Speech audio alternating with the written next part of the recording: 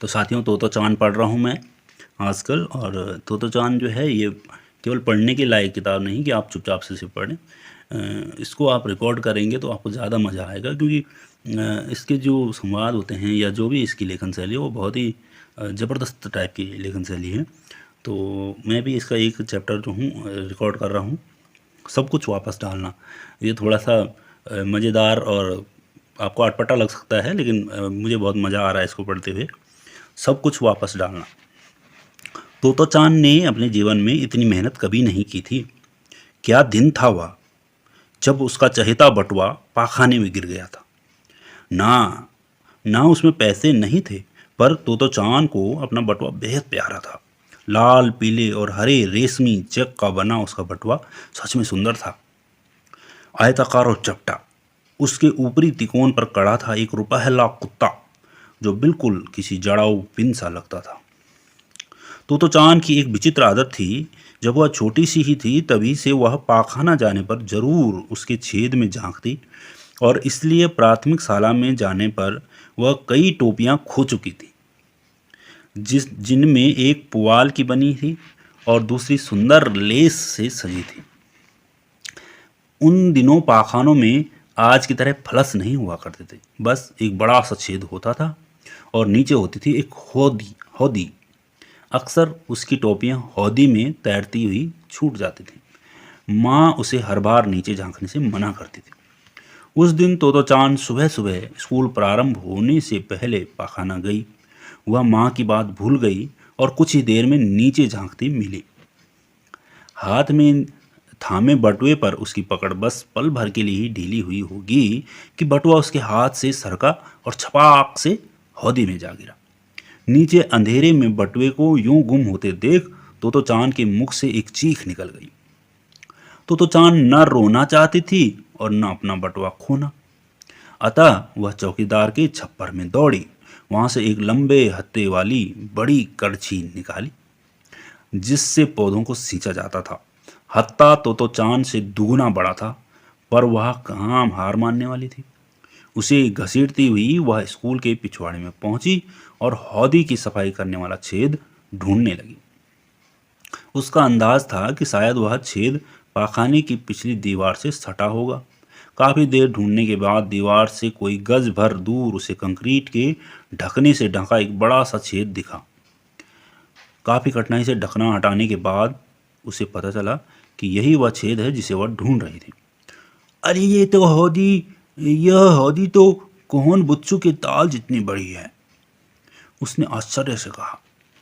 सबसे पहले उस जगह बटुआ ढूंढना चाहा जहां उसके अनुमान से वह गिरा होगा, पर हौदी गहरी, अंधेरी और काफी गहरी थी। उसमें 3 पाखानों की गंदगी आकर मिलती थी, और डर तो यह था कि नीचे झांकने के चक्कर में वह अंदर ही न गिर जाए। आखिरकार उसने एक फैसला किया कि वह गंदगी को बाहर निकालकर उससे बटुआ ढूंढेगी। अब कड़छी से निकाली गंदगी को वो हर बार ध्यान से देखती कि कहीं बटुआ तो उसमें नहीं है।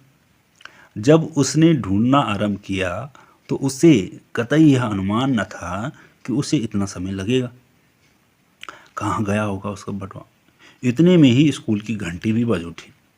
अब क्या करे वह, उसने सोचा तो जरूर, पर जब वह इतना आगे बढ़ चुकी थी तो अब खोज बंद करने से भी क्या लाभ होता।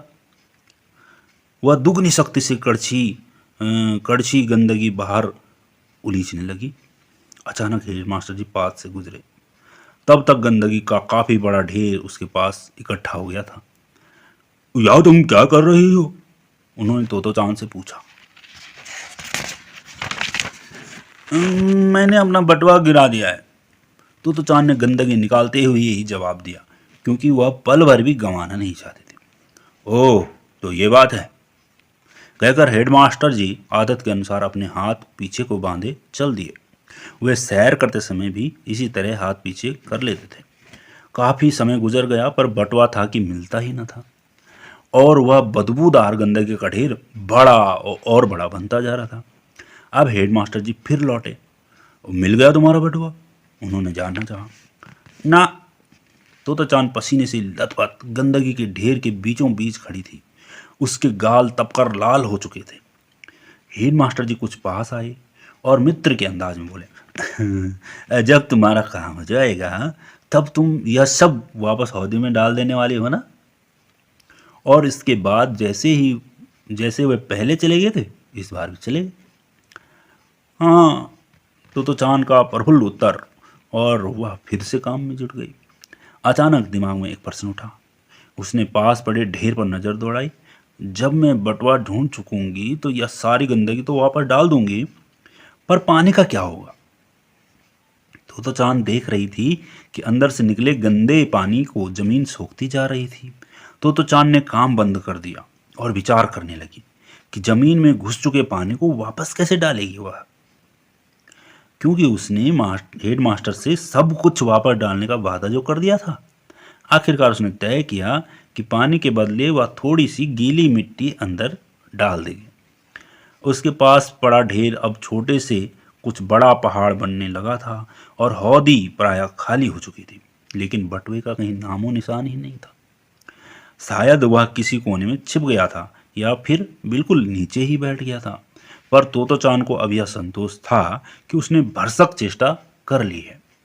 उसका संतोष जरूर उसके आत्मसम्मान से जगा था, जिसे हेडमास्टर जी ने उसे डांट न पिलाकर और उसमें पूरा विश्वास जताकर मजबूत बनाया था। पर तब इतनी जटिल बातें उसकी समझ में कैसे आती। कोई भी दूसरा वयस्क तोतो चान को उस स्थिति में पाकर कहता, यह क्या कर रही हो तुम, या कहता, बंद करो, पता है कितना जोखिम है इसमें। एक तीसरा विकल्प यह होता कि वह उसकी मदद करने बैठ जाता। सोचिए उन्होंने बस इतना कहा, जब तुम्हारा काम हो जाएगा तब तुम यह सब वापस हौदी में डाल देने वाली हो ना। कितने अद्भुत हेड मास्टर हैं। माँ ने तोतो चान से घटना सुनकर मन ही मन सोचा था। उस घटना के बाद तोतो चान ने फिर कभी पाखाने के छेद से नीचे नहीं झांका। उसे यह भी लगा कि हेडमास्टर जी पर पूरा पूरा भरोसा किया जा सकता है। वह उन्हें पहले से भी अधिक चाहने लगी। तो चांद ने अपना वादा निभाया। जो उसने हौदी से बाहर निकाला था सब वापस डाल दिया। बाहर निकालना तो मुश्किल काम था, पर वापस डालने का काम जल्दी हो गया। और तब उसने कुछ गीली मिट्टी भी अंदर डाली। पास की जमीन थपथपाकर सपाट की, कंक्रीट का ढकना छेद पर रखा और बड़ी कड़छी चौकीदार के छपरे में रखाई। उस रात सोते समय तोतो चान को अपने सुंदर बटुए की याद आई। बटुए के खोने का उसे दुख था, पर दिन में की गई मेहनत ने उसे इतना थका दिया था कि कुछ ही देर में वह गहरी नींद में सो गई। और इस बीच जहां उसने मेहनत की थी, उस जगह की गीली मिट्टी चांदनी में किसी सुंदर चीज की तरह झिलमिला रही थी, और हौदी के किसी कोने में खोया उसका बटुआ शांति से दुबका पड़ा था। तो ये था इसका एक छोटा सा पार्ट।